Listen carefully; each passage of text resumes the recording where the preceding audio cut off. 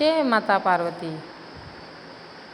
माता पार्वती ने कहा, मैं ही हूँ लक्ष्मी, मैं ही सरस्वती, मैं ही शिवा हूँ।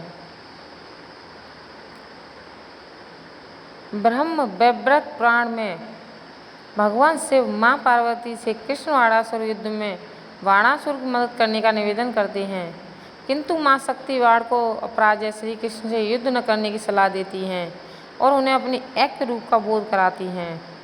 बाणासुर को अपराजय श्री कृष्ण से युद्ध न करने की सलाह देते हुए माँ आदि शक्ति उन्हें अपना तात्विक परिचय कराती हैं कि हे वत्स बाण, कृष्ण आत्मा है, आत्मा अथवा आकाश को कोई बाण से भेद नहीं सकता, तब आत्मा से सुयुक्त कैसे?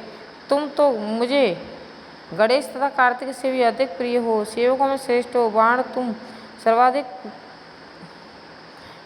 प्रिय हो, तथापि श्री कृष्ण से अधिक प्रिय मुझे कोई नहीं है। मैं ही वैकुंठ लोक में महालक्ष्मी और गोलोक में राधिका हूँ। मैं ही शिवलोक में शिवा और ब्रह्मलोक में सरस्वती। मैंने ही पूर्व काल में दैत्यों का विनाश किया है और दक्ष कन्या सती के रूप में अविवर्तित हो गई हूँ। मैंने ही शिवनिंदा सुनकर सती देह का त्याग किया और पर्वत पुत्री के रूप में जन्म लिया। रक्त बीज के साथ युद्ध काल में मैंने जिस मूर्ति को धारण किया वह महाकाली है। यह मेरा ही मूर्ति भेद है। मैं ही वेद माता सावित्री और जनक कन्या सीता हूँ।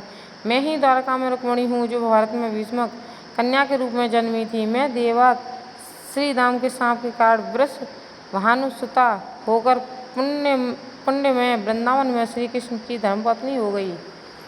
बाणासुर को श्री कृष्ण के बारे में ज्ञान और अपने ऐक्य भाव का बोध कराते हुए माँ आदिशक्ति कहती हैं कि हे बाण, श्री कृष्ण मुझे सर्वाधिक प्रिय हैं। मैं ही वैकुंठ लोक में महालक्ष्मी, गोलोक में राधिका, शिवलोक में शिवा, ब्रह्मलोक में सरस्वती हूँ। मैं ही सती, महाकाली, सावित्री, सीता और रुक्मिणी हूँ। तुम श्री कृष्ण को पहचानो, उनकी शरण में जाओ।